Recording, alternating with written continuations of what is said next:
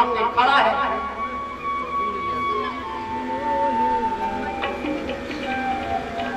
बुद्धि विमल है। उसने कहा मना मत कीजिए, मैं दूंगा। और क्यों हाथ में अक्षत दिया गया, पुष्प दिया गया, जल देने की बारी आई तो टोटी में आकर सूक्ष्म रूप बनाकर, पुराणांतर में कथा आती है, भागवत जी में तो नहीं है, सूक्ष्म रूप बनाकर कमंडल की टोटी में आकर बैठ गए।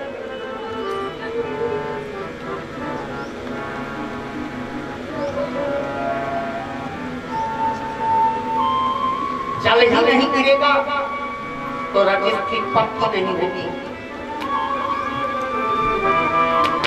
सुखदेव कहते राजन, जल न गिरता देख, भगवान ने कहा जल नहीं गिरा है, एक उषा उठाई और उसी की नोक से उसी की टोटी में डालकर हिलाया। अब तो शुक्राचार्य की एक नाम गोविंदाय नमो नमः, एक नाम के लिए खड़े हुए, शांत कर दिया, जाओ लक्ष्मीहीन हो जाओ। और शुक्राचार्य जी वहां से चले गए। सब कुछ जानते हुए भी आज महाराज बलि दान करने को उद्यत थे। संकल्प बढ़ा और संकल्प भी बड़ा विचित्र बढ़ा। तिथि विष्णु तथा नक्षत्रम विष्णुरेव च। यज्ञविमान स्वामी ये श्लोक आता है कि अगर आपको तिथि कारण मुहूर्त बार नक्षत्र नहीं पता है तो केवल यही पढ़कर ये सब हो गया। तिथि बार च नक्षत्रम कारणं विष्णुरेव च, योगश्च करणश्चैव सर्वं विष्णुमयं जगत्। हरि ओम विष्णु विष्णु विष्णु आद्य ब्राह्मणे तिथि प्रारंभे श्री श्वेतवाराह कल्पे पयशत्मंतरे अस्ताद सत्यकृतल में दर्शनाने पढ़ किया। अस्मत् महत हेमान कर्ण मंडले आधार शक्ति नंदुर्माद्यैहि अष्टजगदो परिप्रस्थितस्य उतल सुतल सातम तलातम पातालाभ्यः सप्तलोकस्य उपरितले पुण्य कृतिवास भूता भोर भुवः स्वः महाजनः तपः सत्यलोकस्य उपरितले अद्यैवं प्रथम दिवसे प्रथम यामी प्रथम पक्षे प्रथम मुहूर्ते कश्यप गोत्रोत्पन्नः बलिर्वैयासिकम् अहम्। अब इसके बाद ब्राह्मण का भी पूछा जाता है कि महाराज आप अपना नाम गोत्र बोल दीजिए, आपको दे देता हूँ। मैंने तो अपना पढ़ दिया, कश्यप का गोत्र है मेरा। ये इमान त्रीणि पदानि, ये 3 पग भूमि किसको दे रहा हूँ आप हमें तो। अब वामन जी चुप, उनका गोत्र क्या, जो अजन्मा है, निरूपम है, निरुपाधिक है, कूटस्थ है, स्थिति प्रज्ञ है, असीम है। अब वो अपना गोत्र क्या पढ़ा। उन्होंने कहा नारायण गोत्रोत्पन्नः। महाराज बलि ने कहा बस कीजिए, 99 यज्ञ कर चुका हूं, बस मैं कह देता हूं नारायणाय समर्पय। जाओ ले जाओ।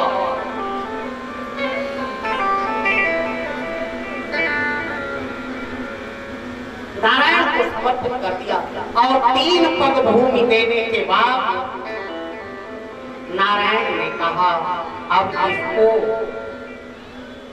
नाप लो बोलना पड़ा मर गया वेद में आता है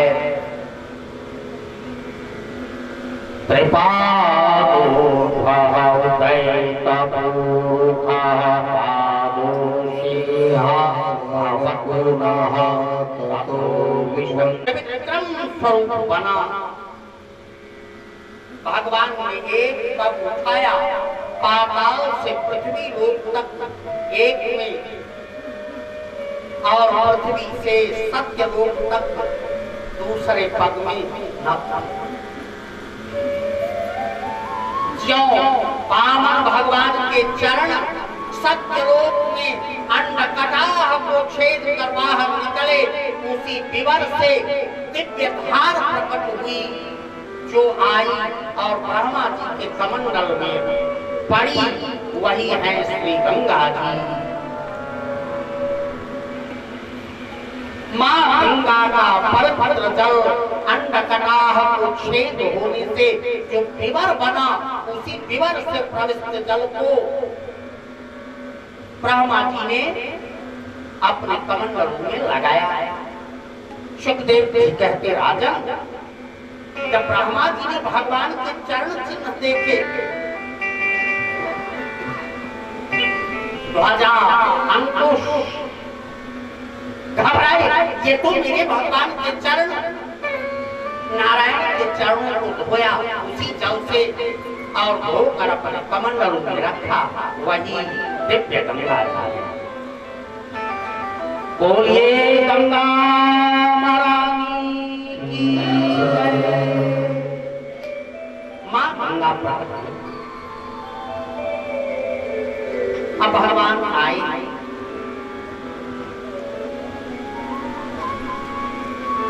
आसन की व्यवस्था को आयोजक कमलेश कुमार जी कुछ कुर्सियां पीछे की ओर आप वहां बढ़ा रहे हैं।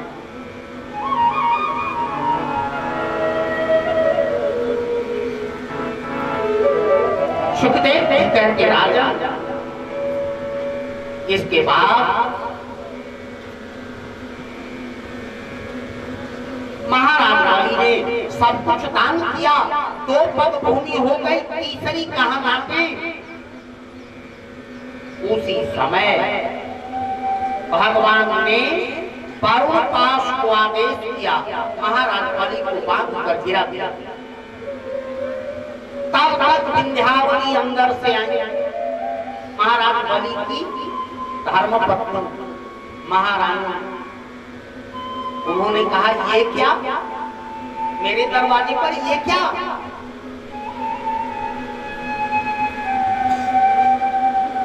भगवान ने कहा क्यों? इसने 3 पग भूमि देने को कहा था, 2 ही पग दिया है, तीसरा कहां ले जाऊं, इसीलिए बांध कर गिराया है। अरे इन्होंने कैसे दे दिया? आप ठहरे फक्कर फकीर, आपको कोई विधान पता है? बिना पत्नी कथम धर्म, मेरे बिना आपने संकल्प कराया कैसे? हम गृहस्थ हैं, पत्नी के बिना हम संकल्प कर नहीं सकते और आपने संकल्प करवा दिया। अगर करवाई दिया तो 3 में आधा पग आपको चाहिए, आधा इनका हिस्सा आपको चाहिए, मेरा वाला मेरे पास लौटा ही नहीं। 2 पग आपने कैसे लिया? आधा पग वापस करो। भगवान क्योंकि अभी तो सामने आई है, दायित्व बुद्धि है।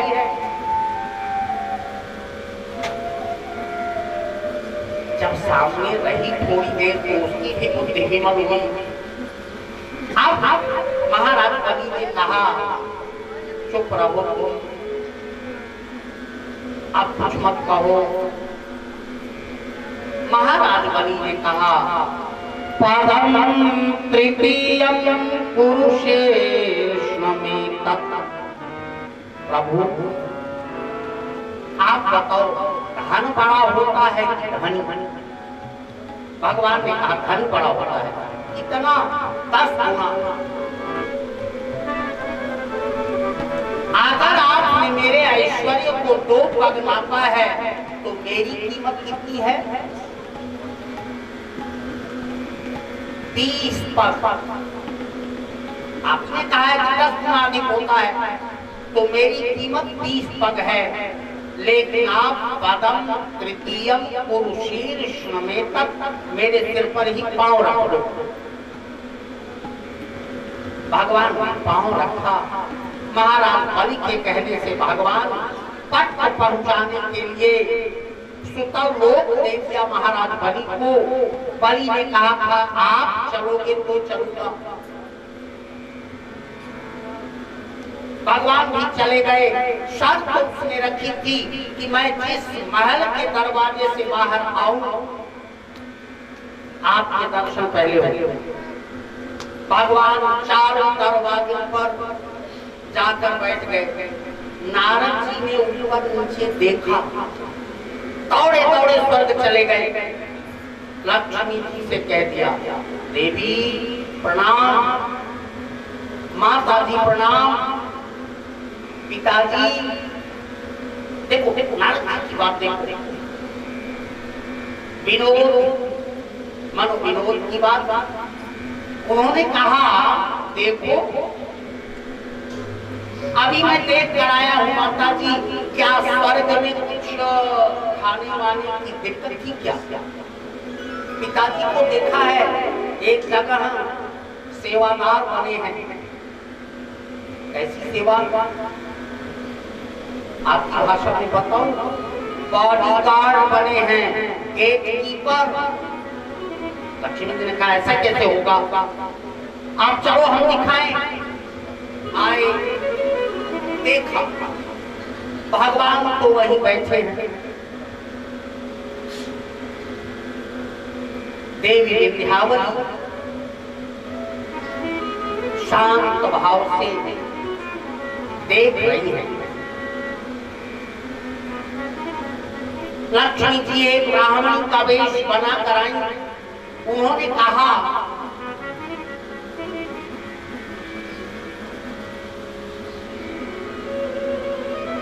मैं यहाँ आई हूँ। बलि ने पूछा रो रही है? बोली हाँ। क्यों? मेरा एक ही भाई था, स्वर्ग चला गया। आज श्रावणी पर्व है, क्योंकि वामन द्वादशी होती है। द्वादशी के दिन वामन द्वादशी और उसके 3 दिनों के बाद श्रावणी उपाकर्म। आज श्रावणी का पर्व है। मैं चाहती थी कि मैं अपने भाई की कलाई पर धागे बांधूं।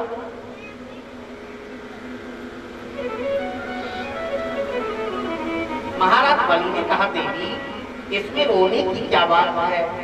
विधान को कोई टाल नहीं सकता। तुम्हारा भाई नहीं तो नहीं, मैं ही तुम्हारा भाई हूँ। कलाई पर बांध दिया।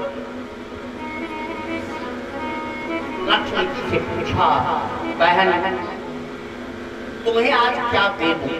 ओ यही बात।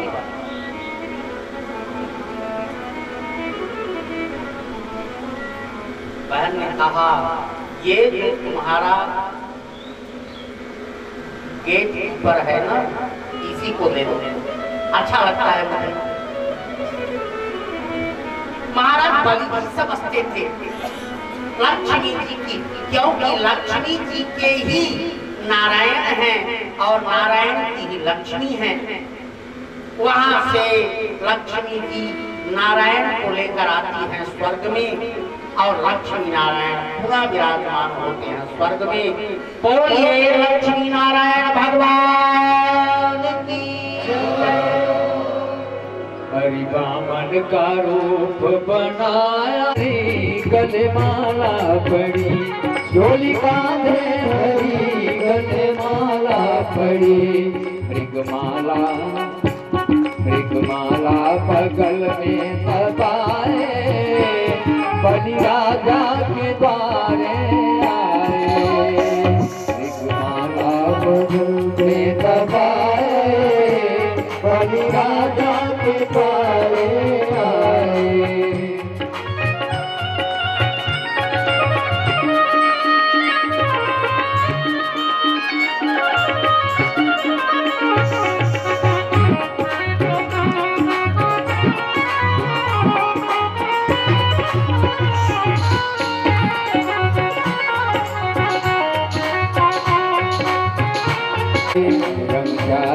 आवेश कुमार बलि राजा के द्वार आए। तेरे द्वार खड़ा भगवान भगत भर तेरे धोरी। तेरे द्वार खड़ा भगवान भगत भर वे आज बने मेहमान तू कर ले मुझसे जरा पहचान भगत भर भगत भर द्वार खड़ा भगवान भगत भर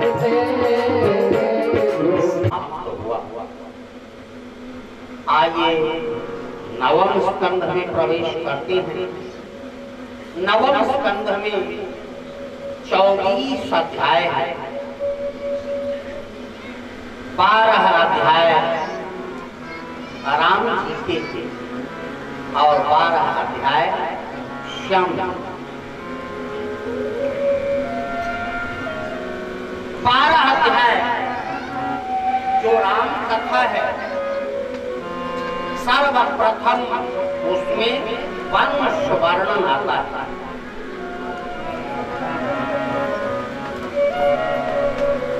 जैसे हम यजमान का वंश वर्णन करें तो शिवकांत जी गया श्राद्ध करने जा रहे हैं स्वर्गीय पंडित पारसनाथ जी। पारसनाथ जी के पिता स्वर्गीय गिरजानंद जी। और जब इन पूर्वजों को गया श्राद्ध दिया जाएगा तो उसमें तिल और कुश का विशेष महत्व है। आखिर क्यों? ये तिल है क्या? कच्छप अवतार में महेंद्र पर्वत की मथानी के बाद भगवान कच्छप के शरीर के जो भाग कर जमीन पर गिरे वही है तिल। इसलिए तिल परम पवित्र है। भगवान का अंग ही टूट कर तिल बना है। इसलिए किसी भी श्राद्ध कर्म में, किसी भी पूजा में तिल का अपना विशेष महत्व है। अब कुछ क्या है? वामन अवतार के पहले जब वराह अवतार हुआ था, भगवान वराह जब समुद्र में प्रवेश करते हैं, बाहर आते हैं तो पशुओं की आदत होती है कि जब वो जल से बाहर आते हैं तो अपने शरीर को हिलाते हैं। हिलाने से शरीर के जो रोए टूट कर पृथ्वी पर गिरे वही है कुश। तो कुश और तिल दोनों भगवान नारायण के ही शरीर के अंग हैं, इसलिए परम पवित्र है। आइए सूर्य वंश को विस्तार करते हैं। सबसे पहले भगवान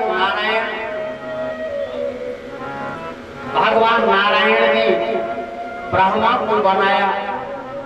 ब्रह्मा जी के पुत्र मरीचि के कश्यप से विवस्वान सूर्य, यहीं से विवस्वान वंश चला। सूर्य के सुद्युम्न के सरयाती के नभग के नाभाग, सरयाती की पुत्री सुकन्या थी। च्यवन ऋषि की आंखों में जिन्होंने कौतुक वस्त्र ऐसे लगा दिया। च्यवन ऋषि के पूरे शरीर पर दीमक लगे हुए थे, आंखें चमक रही थी। उन्होंने कौतुक वस्त्र ऐसे कर दिया, आंखें अंधी हो गई। अब करते क्या? राजा ने अपनी पुत्री सुकन्या का विवाह च्यवन ऋषि से कर दिया। सुकन्या ने तपस्या के बल पर अश्विनी कुमारों को बुलाकर दोनों आंखें ठीक करवाई और राजा ने कहा था कि अगर मेरा दामाद ठीक हुआ, क्योंकि वैद्यों को पंक्ति में बैठा कर भोजन कराने का विधान नहीं है, वैद्य अपना रहता है, तो अश्विनी कुमारों को देवताओं की पंक्ति में भोजन नहीं मिलता था। लेकिन च्यवन ऋषि की आंख ठीक करने के बाद इनको भी देवत्व की श्रेणी में रखा गया और पंक्तिबद्ध भोजन करने लगे। आवाज तो नहीं, अब कुछ वर्ष पहले 10-15 साल पहले चले गए नहाने, विलंब होने लगा, द्वादशी तिथि बीत कर त्रयोदशी आने वाली थी। ब्राह्मणों से पूछकर तुलसी का पत्ता और गंगा जल भगवान नारायण का चरणों तक ग्रहण कर लिया। दुर्वासा जी नाराज हुए, शापित करने को दौड़े, सुदर्शन चक्र को छोड़ दिया। अंततः फिर लौटकर दुर्वासा जी अम्बरीश के पास आते हैं। अम्बरीश ने उन्हें क्षमा किया। 1 वर्ष बीत गए थे, एक पांव पर खड़े ब्राह्मण को प्रतीक्षा कर रहे थे कि निमंत्रण दिया है, वो प्रसाद खाने आए हैं। 1 वर्ष के बाद प्रसाद पवाया। ऐसे थे महाराज अम्बरीश। अम्बरीश के बाद योगनाश्व, क्योंकि जो सूर्य वंश है,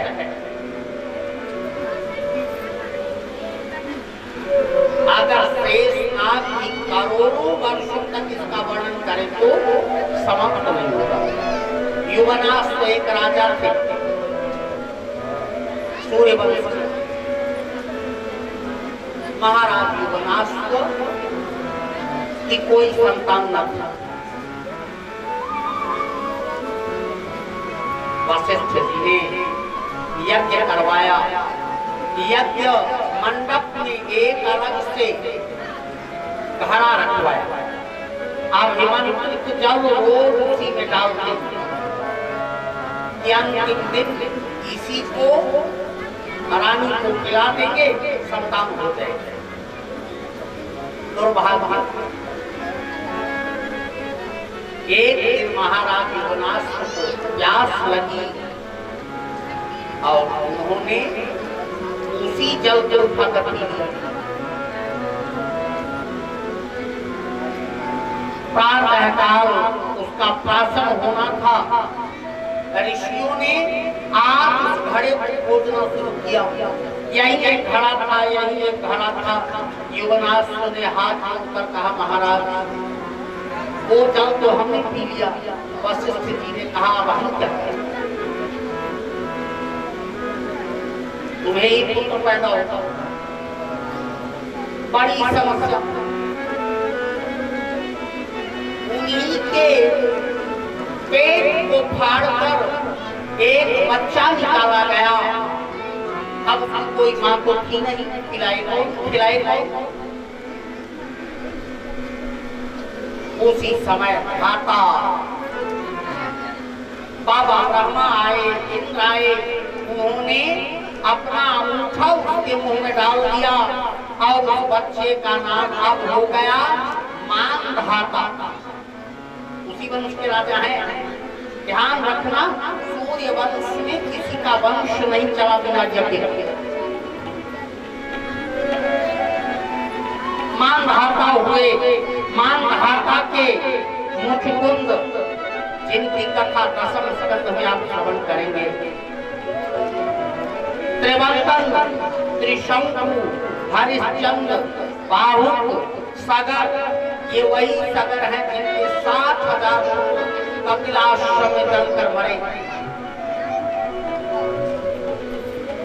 और उन्हीं को पवित्र करने के लिए महाराज भगीरथ ने गंगा जी को पृथ्वी पर लाया।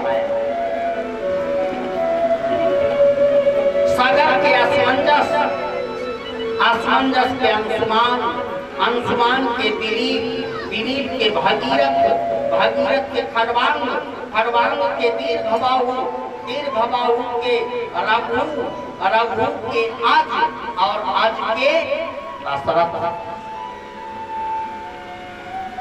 इतना वंश विस्तार सूर्य वंश का। दशरथ जी की कोई संतान नहीं।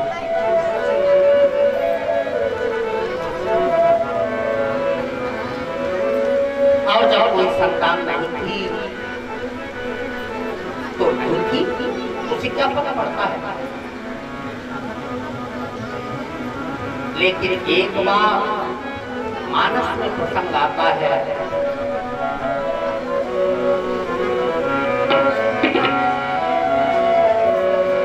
एक बार भूपति मन माही, एक बार भूपति मन ऐसे नहीं थी, ऐसी बहुत बात की आज पुरानी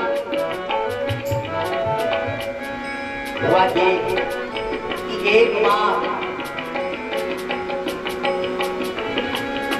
महाराजा दशरथ स्वर्ग जा रहे थे। देवी कैकेयी ने कहा, आप वहां जा रहे हो तो पारिजात के पुष्प ले आना, पूजा करो। स्वर्ग में ही पारिजात वृक्ष था। चले गए, बातचीत हुई, इंद्रासन पर बैठे, स्वर्ग में लौटते समय भूल गए। आए, जब लौट कर आए तो उन्होंने कैकेयी देवी ने पूछा, मेरा पारिजात का पुष्प? बोले अरे वो तो वहीं छोड़ दिया। यहाँ से लौट कर गए, देखा तो पूरा इंद्रासन खोया जा रहा था गंगा जल से। बार बार उनसे पूछा क्या हुआ?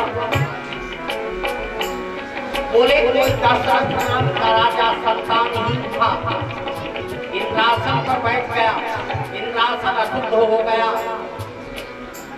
वही धुलाई हो रही है गंगा जल से। और जब राजा ने इस बात को सुना